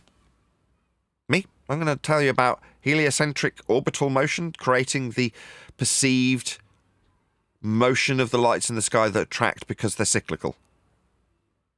I mean, this is garbage. Who is this guy? A better understanding of how it actually works, I started realizing that You don't have that. I mean, you've got the same tracked angle measurements to the lights in the sky and the cyclical motion that they follow. Now, we can use that till the ends of eternity if we wish, because it's cyclical. It's a pattern. So we can ascribe GP positions in almanacs forever. We will always know that cycle, therefore we always know where the light's going to be above at what time in the almanacs. So we know the patterns, that's it. As for how it works... Go on, Brian. No. The almanacs these days are globe-centric, right? They try and create a globe via pre-assuming the likes of the celestial dome is actually a dome. So the almanacs are corrupted. So yeah, the cycles are the cycles, but how they're interpreted and given to us via almanacs and stuff is not always honest. So that wouldn't be correct. I had to say that. In terms of the patterns and how you can apply them to an almanac, they could make an almanac for 1,000 years into the future, and it would be accurate. Now, you're saying that the angle measurements that they utilise when describing them in the almanac are suggested to be globe-centric because they project the lights with respect to a celestial sphere? Is that what you've just said, or did I miss something? Yeah, it's all collected, centered around the celestial dome. Celestial dome is not real. No, I didn't think it was. They try and give it a solidity or a reality to then mathematically come up with a sphere. Right. And that's what they do. So they can give you 1,000 years into the future, but there'll be 1,000 years of the same rhetoric if they keep doing what they're doing the same way. It all started changing back in the 1700s. So yeah. They're not all the almanacs are not. The cycles will never change, but the almanacs would then don't need to change from how they are today. But that doesn't mean how they are today is honest. It'll be still dishonest for 1,000 years. Adam would be a better person to talk to about it because he's investigated that a little bit more than me, and Tent Man as well. But what I'm saying is true. I don't disagree. We're not. Neither of us are disagreeing with each other. I instinctively think you're disagreeing with me, but you were not, right? And you're saying no matter how much an almanac specifically details where GPs will be in the times and such, that will still be globe-centric because it's an almanac, right? That is what an almanac is. It's to a point, not really. It isn't. They're still using a flat plane at all times. Right, they're still using their ligments. Yeah, but yeah. Because they're pre-assuming celestial dome, that dome is always going to be half of their globe. That's how they rejected it. So it's kind of it's not total. The almanacs aren't totally corrupt, but corrupted enough. And if they stay that way, they stay that bit corrupt. So the cycles aren't corrupt. They're just a cycle. They'll be the same all the time, forever. But the almanac is corrupted enough for them to use it. Yeah, I understand. In terms of the dual hemispheric, if we'll call it such, north and south systems projected with respect to the horizontal plane parallel with the surface to give you that angular representation as a dome, to then take the cycles from that mathematized version of a reality that's measuring the sky flat and just ascribing angles to it. If you then turn that into a dome, you're essentially taking your protractor and the numbers that it gives you and saying that is the sky. It wraps around me hemispherically because of these angles. And from there, you can then turn that into the positional data on the plane at vernal equinox. But that's designed to be transformative in terms of its heliocentric nature. Therefore, there's just enough, as Brian's putting it, for them to say it's heliocentric in an almanac. No. No. They remove heliocentrism. It allows them to infer lobe mathematically. What they do is over a flat plane, they pre-assume a celestial dome, right? That what they are seeing in that celestial dome will change on what our position is upon the Earth. They then, at vernal equinox, right, they are pre-assuming that they're on a massive stationary plane and that the celestial bodies are moving. So not heliocentric. But once they then pre-assume that off of that flat plane that they're dealing with a dome, they then can create a hemisphere and a globe, right, as a projection back down, taking the person that's actually the surface the person is standing on and moving them up onto a curved surface. And then when you have that curved surface, after that they start claiming heliocentrism. But the almanac has actually nothing to do with heliocentrism. It's just corrupted enough for them to recreate or to create the sphere that is a reprojection of the celestial sphere, which doesn't exist. It's purely mathematical. You know what I mean? They have it corrupted enough so they can use it. And kind of make loose claims that it supports them when it actually doesn't support them. It's corrupted enough for them to be able to create what they need to mathematically create. It's kind of difficult to explain in some ways. If they weren't pre-assuming the sky was a dome, they wouldn't be able to create a hemisphere. You understand? Yeah. Take away that pre-assumption. No, I totally get because it. it's not real. Then they can't make it. They have to go a different route. Well, you can't describe it as is. And even as I say this, you're probably going to find flaw in what I'm about to say. But either way, if you try and describe it as is, you're describing a parallel plane of the sky with a parallel plane of the ground. That's what you're actually dealing with. To be able to infer the angles to them when measured and then infer a North Pole centric system to tie it to. But ultimately, you are just measuring a flat sky versus a flat ground and saying that these angles wrapped around my position are the angles that I see of these lights. That's the system. But that is... you can't describe that as Brian's putting it in a hemispheric or spherical view from the plane at vernal equinox. If you describe it as is, it bears no resemblance to heliocentrism or geocentrism or the plane at vernal equinox or a globe wrapped around you. None of those things are conducive with how the world actually presents itself. Well, no, it does present itself geocentric, just not as a globe. You can't have a geocentric globe. That's a whole separate issue. What it is if you pre-assume the sky is curved, you can then pre-assume that you can reproject from that curved sky a curved surface above the flat plane you stand upon, and then mathematically place you on yourself on that made-up mathematical curved surface. But what is the celestial dome? The whole point of the celestial dome, right, is to orthographically represent perspective measurement. We don't measure anything orthographic. We don't view things orthographic. Orthographic binoculars and glasses don't exist. We don't see orthographically. We see perspectively. But what the celestial dome allows people to do is orthographically place a point on this dome, right, of a two-dimensional piece of paper or whatever, if you want it, or mathematically. There is no celestial dome. The sky is not curved. And it is geocentric for us on a flat plane. We're geocentric. That's the reality. And that's what they have to adhere to at the end. At the very end, they adhere to a flat geocentric system. But they're still assuming an actual dome of the sky when that doesn't exist. There is no dome of the sky. No, but there's a certain level of that claimed in geocentric assertions also, isn't there? So you've got to be careful when you're like, well, it can be geo. There isn't. There is no geocentric globe. Let me talk to you about that separately, privately. There is no. I haven't talked to you about that, so I know you don't know. There was no globe before Kepler. There cannot be a geocentric globe. So it can only be a geocentric stationary plane. That's it.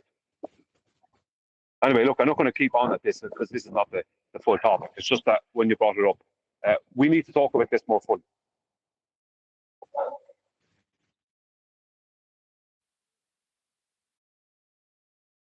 Okay, I'll go back to Greg.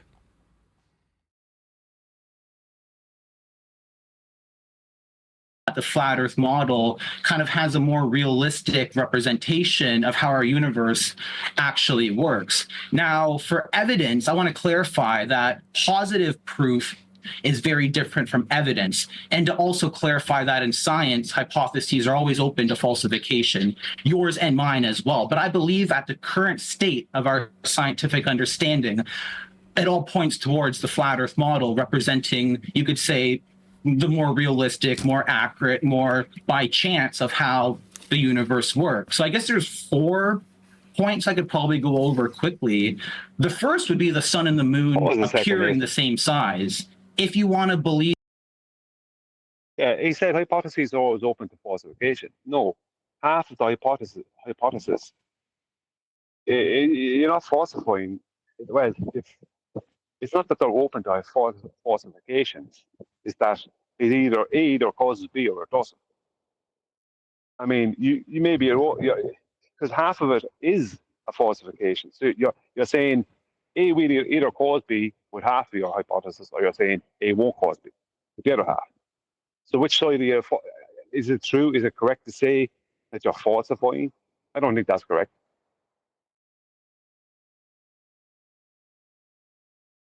Even the globe heliocentric model, you have to believe that just by chance the sun is 400 times farther away while the moon is 400 times smaller, so they just appear the same size. And to make it worse, under globe theory, you don't really have creations. You have to rely on Big Bang cosmology to make that chance work. And to me, that doesn't seem realistic. I believe in creation, and I found that, yeah, the sun and moon probably are the exact same size. Let's see, a second point, I guess in regards to faking of space, I would say that if space travel was possible, they wouldn't always have to fake it. Now, this goes back to the early moon landings. It could go back to... Check. Can you hear me? Is this working? Check 1, 2. Nobody's answering me. Yeah, I can hear you. You're kind of low. Yeah, I'm not too worried about the volume level. It's more that can you hear me or can't you? Because I'm just testing whether or not this microphone works. Well, one channel of this microphone at least. Yeah, I can hear you, yeah. Okay. Hear you fine. Jolly good. I'll just check the other channel.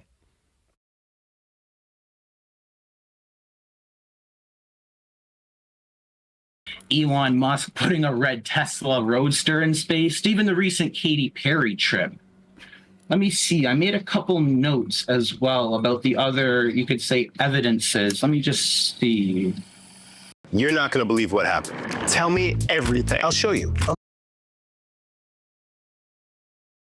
Yeah, this is a really good one. The sun's ground position, which is objectively true. We both agreed on the ground position of the sun, no matter what model you believe in. But you find that the farthest north the sun goes is about 23.44 degrees of latitude. And the farthest south it goes is also negative 23.44 degrees of south latitude. What's he on about? It's 23.4 exactly. Not to 23.44. This 0.4, this 23.44, 23.5. Like, this is nonsense that's been added in. Now, I don't even know if it's exactly 23.4, but if you were to do the maths on the current paradigm we're presented with, it's 23.4 exactly. Just a quick, just need to check if it's working. Is this working?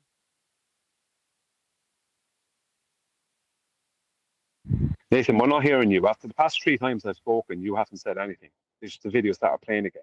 The time we've heard Yeah, if you're testing a mic, yeah. We're hearing a crackling, a little bit of one word, and that's about it if you're testing a mic. Okay, that mic's got an issue then. Okay, thank you. And coincidentally, we find that the globe model uses that as its tilt. That's an additional step to make the globe model work, which I believe is a consequence of wrapping the real life flat earth around a ball.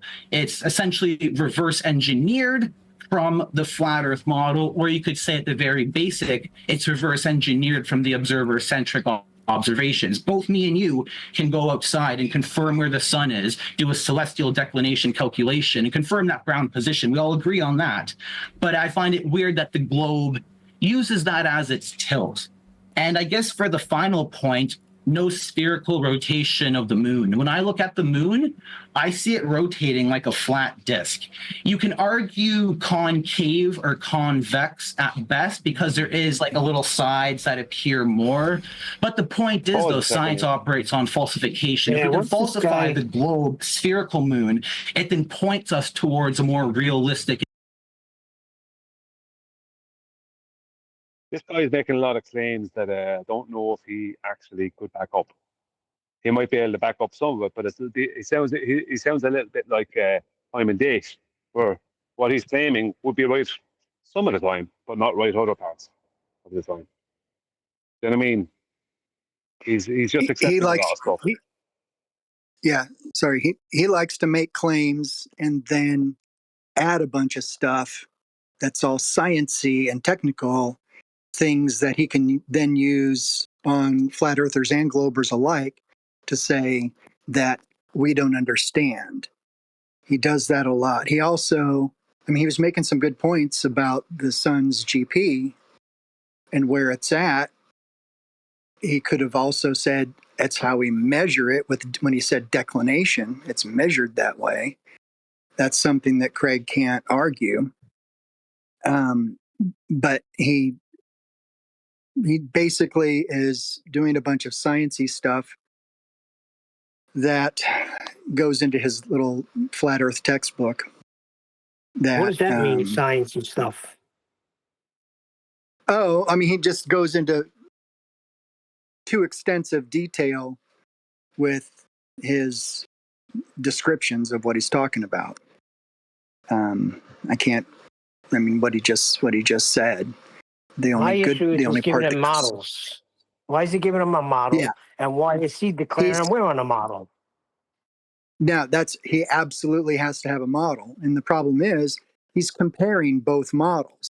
And so he gives validity to the globe model while he's affirming his flat earth model.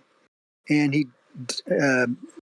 he doesn't back up his concept of a flat earth model with any measurements and stuff. It's all a bunch of things and claims that he can't back up. It's probably maybe further in the debate, but he talks about dome refraction and stuff like that for the 24-hour sun. Obviously. He doesn't. He's got science. He's got science calculations and stuff. And he goes in. There's no such thing as.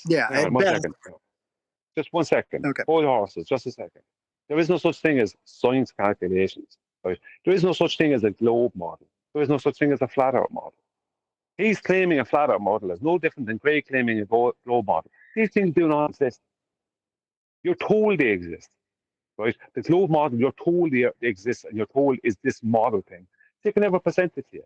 But what they'll do is they try and look for you to claim a flat earth model so they can hold it up as a straw man and burn it in a debate. There is no such thing as a globe model. Ask someone to present it to you. What will they present?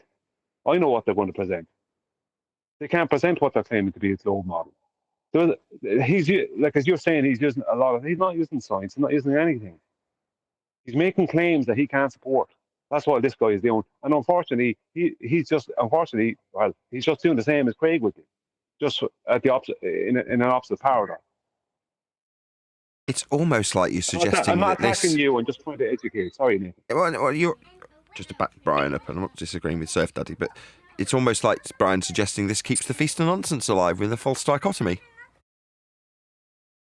Absolutely. And I'm not saying he's not. He actually, his use of a model and all of that and all in the model actually makes his case worse, and that's what I absolutely hate about him is that he's using these false dichotomy models against each other, and he ends up defending the globe because the globe uses the same science or whatever that the flat Earth does, and it's just a mess when if you've had to put up and listen to him for a year or so. You might be better off saying pseudoscience. No, it's not. What you're basically saying, Soft Daddy, is that he's claiming to have scientific evidence for a flat Earth. Right? There's no such thing. It's a complete category. You can't have scientific evidence for the geometry of the Earth. So he's no different in that way than from what you're saying, taking it on your testimony. He's no different than what Craig is saying. He's just doing it from the opposite, as I said, the opposite paradigm. As Nate would say, keeping the peace and nonsense alive. Yeah, and he would tell you, I understand where you're coming from, Brian. I get it. And then he'd move on. So yeah, so he knows. Get it. I've even told him personally that it's pseudoscience, it's nonsense, blah blah blah. He just moves on. So it is what it is. That's why. Yeah, he'll placate you. He'll placate you. He'll try and say, I can see where you're coming from, and then move on. When he doesn't care where you're coming from, he has an agenda that he's pushing in the story. You know what I mean? Oh, it helps. It also helps him get out. It's a soft FU is what he's giving you there. Yeah, well, it helps him get out of the topic too, and that's how he can move on without having to defend his position. I just want to check you can hear the other side of this mic. I've checked both sides now. Can you hear me clearly enough? Yes. Now, yes. Jolly good. An accurate model, which I believe is the flat Earth model. So yeah, that's 1 minute left for me. Wonderful. None of those were evidence, but I guess we can go through them. Just so you're aware, there's no such word as evidences. It's just evidence. Sun and moon, same size. Well, they don't even appear to be the same size. That's why during an eclipse you can actually see the ring of fire around the outside, because the sun appears slightly larger. But I mean, I could do some magic trickery with my camera for a second if you want, and So. Sorry.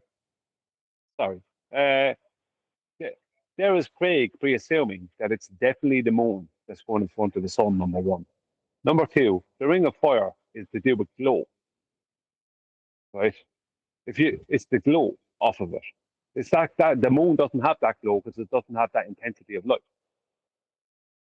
Johnny Cash, isn't it? Yeah. Do you know what I mean? He's like it's pre-assumptive. And it burns. Like the ring of fire. Like the ring of fire. We were trying to get Refracted to do that, and he would not. You know what he said, Nathan? I will not disrespect Johnny Cash.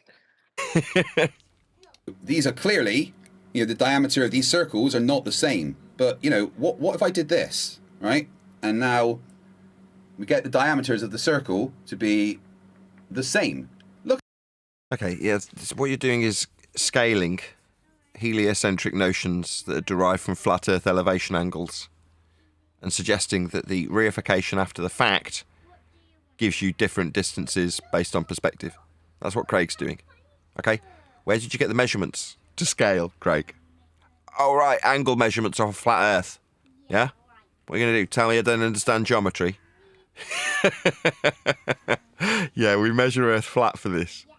Look at that. They're now the same size. I agree. Right, do they appear to be the same size, Stephen? Yes, Craig, they do, yeah. I mean, they don't. You haven't quite got the force perspective correct. But that doesn't matter. I get your point, Craig. If you can show in physicality that there are different distances, but then they seem to be the same size, even though they're not. But your heliocentric scale comes from measurements of a flat Earth in the first instance, to then infer the scale on top of it. Yeah? Kepler and Huygens in this instance. That's what you're actually using for your rhetoric in your globe paradigm. just so we're all clear, Earth's measured flat for Craig's notion of a perspective-based argument that he's offering here? Yeah, roughly, yeah. Yeah, but they're not, are they? Right? I can hold my thumb up and cover that entire car that's across the road. Is my thumb bigger than the car, Stephen? I'd have to see your thumb in person. You know, I haven't got any. He's just debunked the globe. There is no perspective or angular size on the globe. And the perspective, we only talked about this last night in QEs. QE love it right now. The perspective he is referring to with the celestial bodies. How could that exist for them when they wouldn't know what perspective is? They don't know how far away these things are. They don't know what medium they're seeing them through. Do you know what I mean? All this, they claim perspective for celestially, but they ignore it terrestrially. So if they ignore it terrestrially, how can Craig make the statement he just made? Number one, and number two, how could they ever know what perspective was? Technically, that word, right? If we lived in their paradigm, that word and its meaning would not exist. Right. Any other things to add? Because I'm going to round out this live show momentarily. Yeah, I just want to that's a QE argument, Brian. You're just using a QE argument. I'm not using the QE argument. Well, I actually have something to add. You're very enthusiastic, Nathan, no matter bringing in some pretty solid information there in the past 45 minutes. And you're going, yeah, whatever, okay, whatever. I expect a bit more enthusiasm. No, Brian, I'm going to tell you what's going on. And this is exactly what's going on. When I was doing Instacart, it's like me doing Instacart, then stopping and installing a tile floor, then going back and doing Instacart, then jumping and doing a carpet floor. You know, not focused on one thing. That's what's happening now. Outrageous. Yeah. Right, I've just put a link to the video that we've been covering, which is called A Flat Earth, quote, debate, end quote, FTFE versus fake, quote, Dr., end quote, Stephen Alonso. So please let Craig McNeil, which is the videographer's YouTube channel, know at Nathan Oakley 1980 sent me with a polite comment that doesn't immediately get removed by the YouTube algorithmic bots or the YouTube videographer himself, in this case, Craig McNeil. So please let Craig know at Nathan Oakley 1980 sent me. Help Craig along in the YouTube algorithm in the way that we as flat earthers definitely do not receive any algorithmic assistance whatsoever. The hope being that if Craig was to cover one of our videos, he would extend the same courtesy to me and put a link to my video if he was doing a live stream like I'm doing on him. So if he was to react to me, he'd say, here's a link to Nathan's video. That's the idea, at least. But with that, I'm going to say, if you are watching this on either Nathan Oakley 1980 or Nathan Oakley Programming Streams, then stay tuned, as there will be an after show to follow.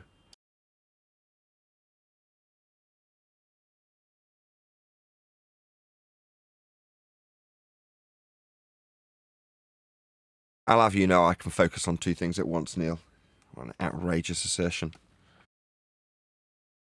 No, you can't be enthusiastic about two things at once. Yeah, you were, what do you call it? You weren't paying enough detail to the flat earth part of it. You were focused on the microphone part of it. Because Brian had some good points and we got nothing from you. You know, we come up with these things so we get feedback from the host. And what we get is check, check, check. Can you hear me? I've done the front. No Can way. you hear the back? Check. Was there... Yeah, Nathan, it makes Hold on. Let me just get this squared away. You saying the mic had feedback? it makes making the point a waste of time. Because the host is going, yeah, whatever. Oh, don't be like that. I am right. Okay, right. Let's just get this squared away in sincerity. You have to big it up. Hang on, you have to big up your own show. Let's hear it for Brian, ladies and gentlemen. Brian's logic, everyone. Come on, let's hear it for him.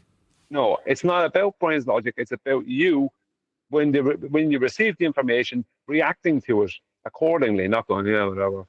Is this? Can you hear this one? This is a bit crackly, this mic. I don't know if it's working. I mean, that's not responding to that. Okay, right. The microphone thing has got to end sometime. Well, last time I went to Adam, I'm like, well, I think I'm done buying them, and you know the book will come out in a couple of months. He's like, yeah, it might be 3 to 4 months. I'd buy a few more microphones. I'm like, oh, really? He's like, yeah. More microphones. More mics. I've just got to keep... Please, more mics. I love the mics. Nobody likes the mics, right? Even I am sick of the mics, and I'm just going to agree with you. Right, I get it. Yeah, if I was an audience member, I'd feel put out as well, which is to say that you're making a flat earth show and I'm supporting you to do flat earthing, and you're testing a mic on the live show. What an outrage. I completely empathise. On the other hand, as a consequence of being censored, I can't cover the mortgage. That's the bottom line. That's the revenue stream for my mortgage. Whoever's interrupting me from G+, can you please hold your tongue a moment? It's the third interruption. I can't pay my mortgage. Now that is number one priority. As much as I say, oh yeah, it's flat earthing after YouTubing and those are my priority. No. Keeping a freaking roof over my head is my main priority. And if it's not cutting it, the mustard, that is the YouTube ad revenue stream, I have to do something else. And mics is it. Now, I've worn it on my sleeve, and I will acknowledge that if I was an audience member or indeed a participant who's giving their 100% all, and what you're getting back from the freaking host is, does this mic work? You're going to feel put out. And I completely agree, right? I'll try and not do that again, so that you feel like I'm not just ignoring you now after you've aired your grievance, which it is. It's a grievance. I won't do that again. There you go. I'll keep the mics. It's not about me.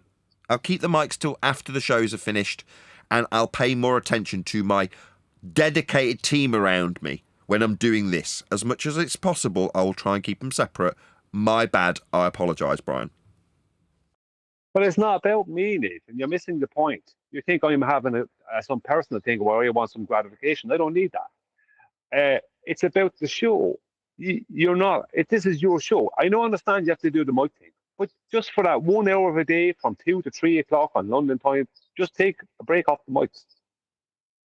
It's because there's not enough hours. Okay, I'm not trying to justify it, and I'm not going to take back what I've just said, and I mean it. I'm sincere. I won't do it again.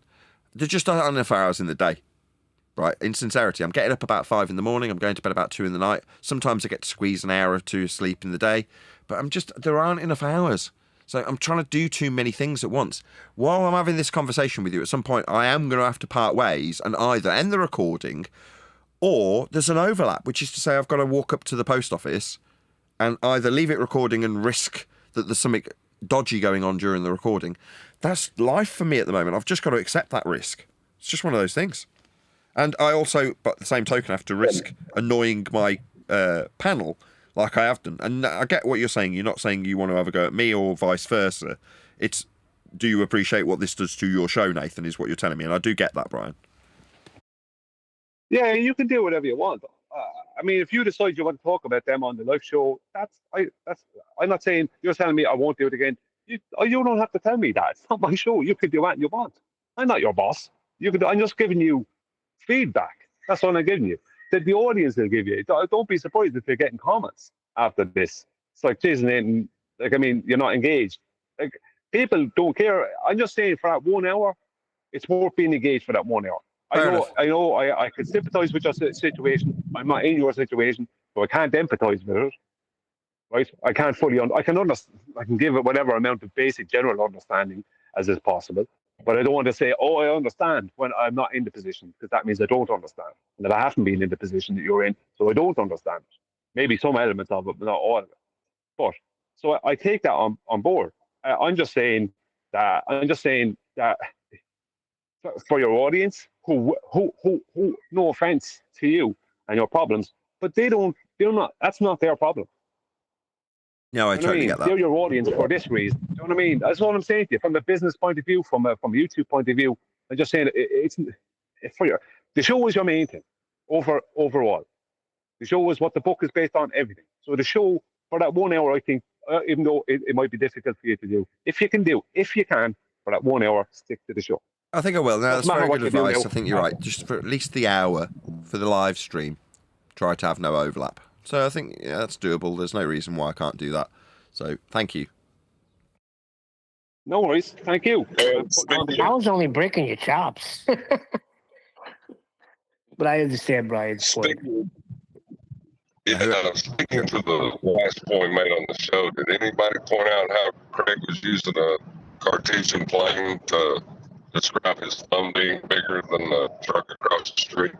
We didn't. I did have it in the back of my mind, but it didn't actually get said. So to describe the angular resolution or perspective appearance of these two items, he's going to have a Cartesian plane to describe them with respect to. Can you expand on that in layman's terms a little bit? I mean, I get the whole everything's done by horizontal and in Cartesian planes and stuff like that. But how would I explain that to someone who tells me I don't understand geometry? It's based on 360 degrees. A Cartesian coordinate system by nature is its fundamental where it rests, and a Cartesian coordinate system is planar. Okay, so like a compass, or basically, well, it's 360 degrees of a flat plane, or it's 360 degrees. I don't know. Maybe explain it again if I'm butchering. It's 360 degrees bisected by your eye level.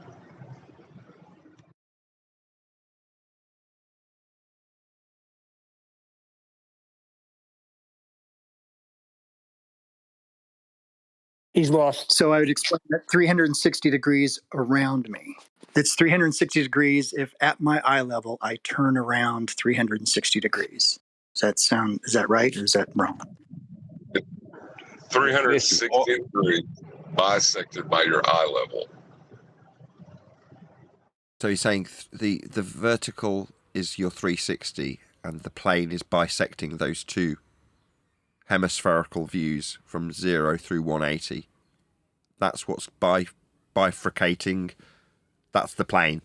So it's through the vertical. Okay. The degrees are through the vertical, not through the... You're saying around me through the horizontal. No. Bisecting through the vertical is the horizontal plane at eye level. That's what got me confused, because that's only 180. Right? There is no dome. It's just a Cartesian plane, and you have arc seconds around it. Or arcs around it. Okay? Okay. In Craig's description of the varying arc seconds measurable in the two different items that he's holding up, that is fundamentally based on describing that arc with respect to a Cartesian plane. That's the system that's being used to describe it by Craig in that example.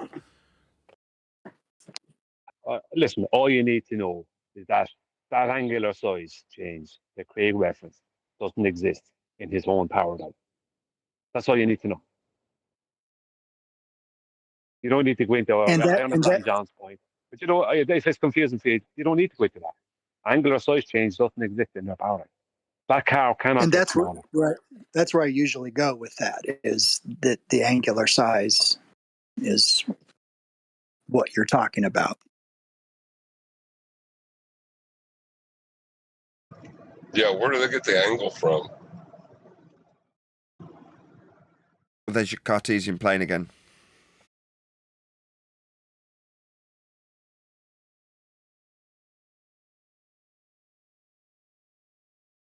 Or was I supposed to say something comedic?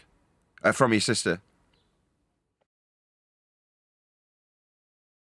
Yeah, they're just using our stuff to argue against us when they, like Brian said, they don't have that on a globe.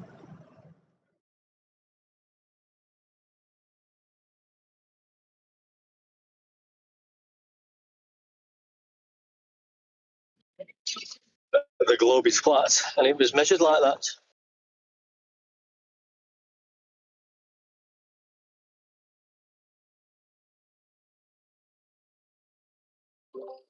Thanks for spelling that out, Dr. Brian and Dr. John.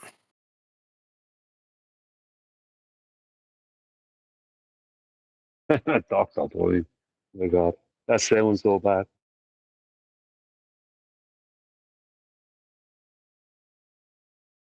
I think I could write a doctoral thesis on flat Earth now.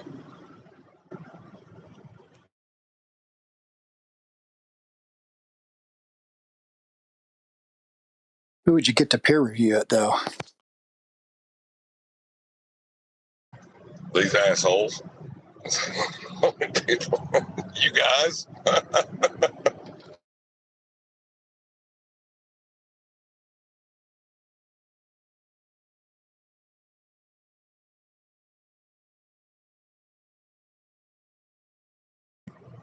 I mean, unless you can name another place besides like 24/7 Discord here where you can get educated on this material.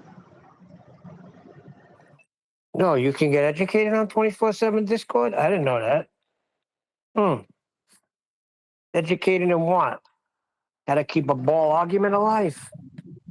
Well, QE's spent a lot of time teaching a lot of the people who's over there about this stuff. There's a lot of good people over there that understand QE's points. Maybe a couple. I went in there and I listened to a guy drone on for over an hour about Ether and Mickelson Morley. I had to send a freaking message to AI Overlord, whose icon was in there at the time, to do something about it. And then he came in and made believe he was sleeping, and then took care of business, but actually was already taken care of. And when I tried to get in and stop him, I was told, Neil, relax. This has been going on for 2 hours. You got to let the guy talk. Let him talk. He just brought up Mickelson Morley. Now he's going to go to Ether and he's going to make it out to be God. He's going to start calling it the Holy Spirit and have divinity soon if you keep letting him go.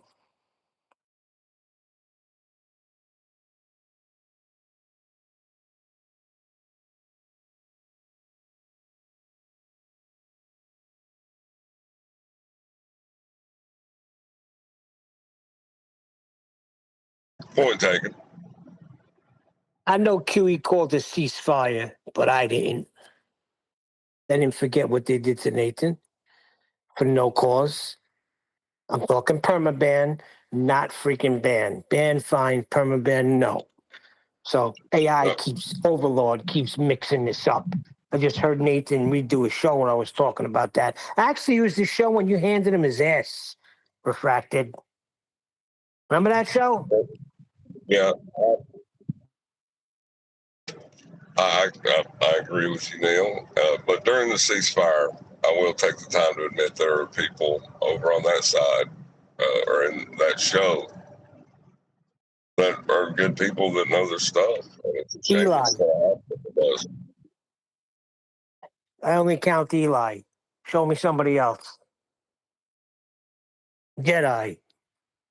And what's his name? The other moderator that was in Nathan's corner. There you go. The Australian guy.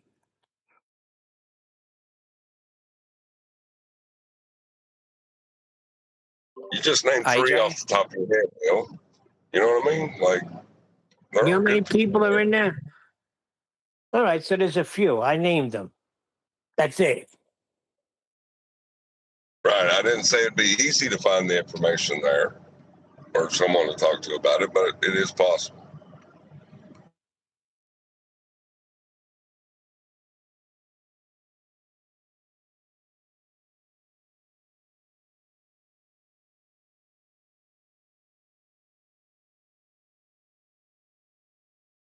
Do you think that changes my feelings about it? No. No. When you get a war, good people get hurt. So do bad people.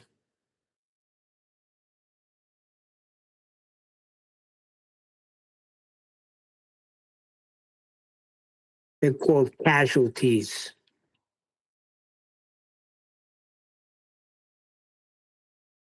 Right, and when you're not at war, your heart goes out to those, what would you call them, collateral damage. No, first of all, I have to have a word with QE. You can't declare war. We go to the mattresses, and then no bloodshed. What are you talking about? I gotta bring the mattresses back now? What's going on here? Yeah, that's what I said. That's what I said last night. I was like, "Hey, I got the pitchforks. What's going on?" And the torches.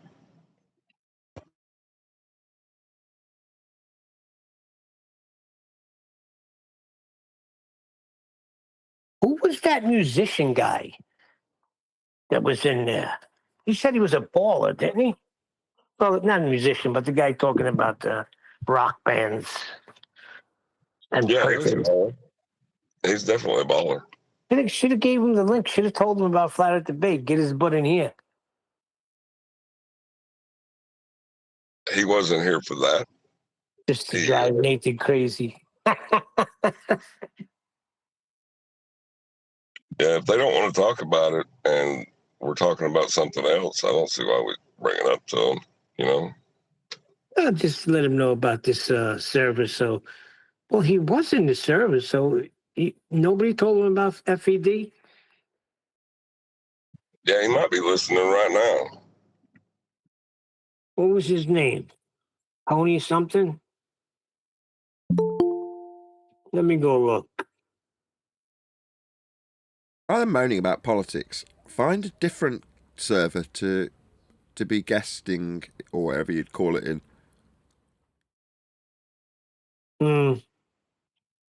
I wanted to invade Omnivore. We were supposed to do that just to see how we're treated. It would be fun. Maybe Friday. Okay, find me one of those invitation links so I can get in. Okay. It'd be more polite to ask Omnivore, if he's the host of the server, if we're welcome, first of all. Yeah, that's what I'm going to do. I'm thinking the same thing. Yeah, extend him the courtesy that we didn't receive from him, but nevertheless. Why are you looking to go down here? What's there that you want to find? There's nothing there, I can guarantee it. Mix it up a bit, just to have a different server to guest Mix appear it in. up. That's it.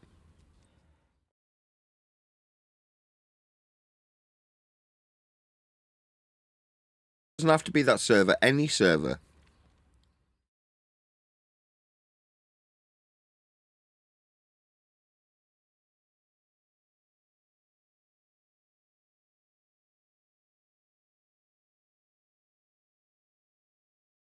Going to be servers that cover this subject, like more than just the 3 that we currently frequent.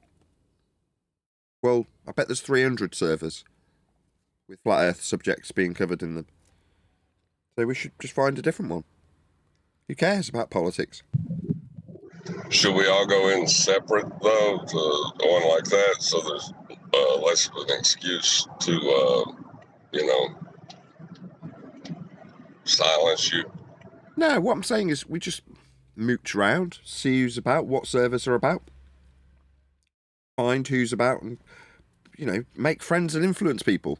And then if that eventually leads to us being able to, like on a Friday previously in politics, run a live show from someone's random server that we don't know now, but will know hopefully soon, then that just entertains the masses because there's new faces that we're talking to. That's it.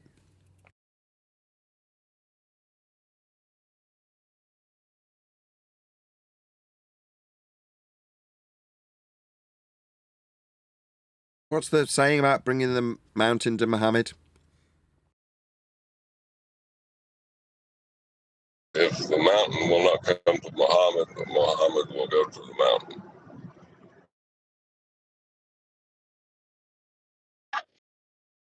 Hopefully, want to kick some ass as well.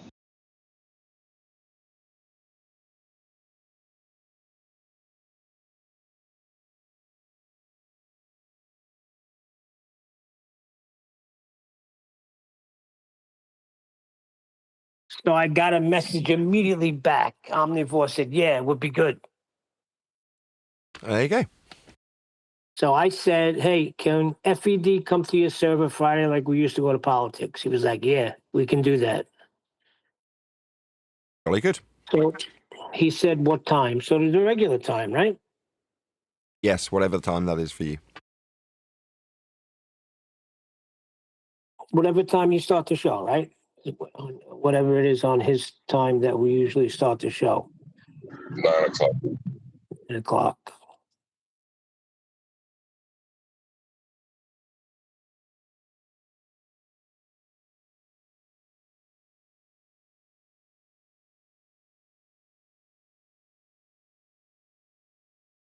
Okay.